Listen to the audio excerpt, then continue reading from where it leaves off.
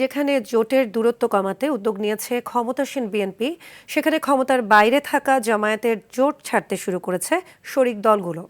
নির্বাচনের পর জামায়াত নেতৃত্বাধীন জোটে দেখা দিয়েছে ভাঙন। ঐক্যের কর্মসূচি থেকে দুটি দলের সরে দাঁড়ানোর ঘোষণা আর কওমি ঘরানার নতুন ইসলামিক রাজনৈতিক জোট গঠনের গুঞ্জনে ভাঙনের সুর 11 দলীয় জোটে। তবে ভবিষ্যতে সংকট মোকাবেলায় জোটের পথ চলার নতুন অধ্যায় শুরু হয়েছে বলে জানিয়েছেন শরিক দল ও বিএনপি নেতারা। আরও জানাচ্ছেন শামীম চৌধুরী। আপনার রুচির সাথে মানানসই স্টাইলিশ সব ডিজাইন থেকে বেছে নিন জংমুক্ত ও long lasting shine basin tap. Fittings shine তো সবকিছু ফাইন। জামায়াতের নেতৃত্বে 11 দলীয় ঐক্যে যখন ভাঙনের সুর, তখন নতুন সমীকরণ মেলাতে ব্যস্ত ক্ষমতাসীনরা। ইতোমধ্যে জামায়াত জোটের কর্মসূচি থেকে সরে দাঁড়িয়েছে খেলাফত মজলিস ও বাংলাদেশ খেলাফত আন্দোলন। অন্যদিকে হেফাজতে ইসলামের উদ্যোগে কওমি ধারার কয়েকটি দলকে নিয়ে নতুন জোট গঠনের তৎপরতাও বাড়িয়েছে রাজনৈতিক কৌতূহল। গত 12 ফেব্রুয়ারির নির্বাচনে একক সংখ্যাগরিষ্ঠতা নিয়ে সরকার গঠন করে বিএনপি। সরকারে প্রতিনিধিত্ব না পাওয়া এবং দীর্ঘ সময় জোটের মধ্যে আনুষ্ঠানিক বৈঠক না হওয়ায় বেশিরভাগ শরিক দলের মধ্যে তৈরি হয় অসন্তোষ। তবে সেই দূরত্ব কমানোর বার্তা আসে গত 20 জুলাই। রাষ্ট্রীয় অতিথি ভবন যমুনায় যুগপৎ আন্দোলনের শরিক দল ও জোটের শীর্ষ নেতাদের সঙ্গে বৈঠক এবং নৈশভোজে অংশ নেন প্রধানমন্ত্রী ও বিএনপি চেয়ারম্যান তারেক রহমান।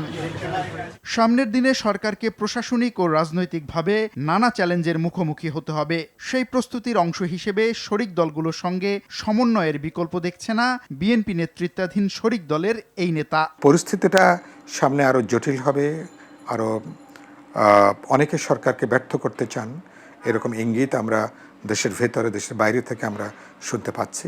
ফলে একলা চলাটা খুবই বিপজ্জনক একটা পথ আর কি। 20 জুলাইয়ের এই শুভেচ্ছা বৈঠকের মধ্য দিয়ে প্রধানমন্ত্রীর যে বক্তব্য, তার যে উষ্ণতা এবং তিনি যে দায়িত্ব নিয়ে যেভাবে তিনি কথা বলেছেন, তাতে মনে হলো যে সরকার যুগপথের শরীর রাজনৈতিক দলগুলোকে নিয়ে সামনের যে চ্যালেঞ্জগুলো রাজনৈতিক, সামাজিক, অর্থনৈতিক, তারা ঐক্যবদ্ধভাবেই তারা আসলে এটাকে চলতে চান। পর্যায়ক্রমে রাজনৈতিক ও প্রশাসনে অন্তর্ভুক্তির মাধ্যমে জোটের শরিক দলগুলোর সঙ্গে সামনের দিনগুলোতেও একসঙ্গে পথ চলা আরও সুদৃঢ় হবে বলছে বিএনপি।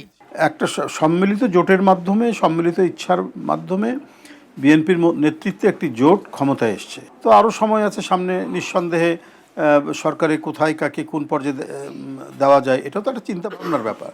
হ্যাঁ, কোন মানুষটা কোন পদের জন্য উপযুক্ত, কাকে কোন জায়গায় দিলে পরে তার স্ট্যাটাসের সাথে মিলবে, মর্যাদার সাথে মিলবে, এভাবে চিন্তা করেই সেটা দেওয়া হবে বা দিয়ে যাচ্ছে সরকার। জামায়াত নেতৃত্বাধীন 11 দলীয় জোটে যখন ভাঙনের সুর, তখন জোটের শরিক দলগুলোর সঙ্গে বিএনপি চেয়ারম্যানের বৈঠক রাজনৈতিক মাঠে বিএনপি নেতৃত্বাধীন জোটকে আরও শক্তিশালী করবে বলে মত রাজনৈতিক বিশ্লেষকদের। শামীম চৌধুরী, RTV, ঢাকা।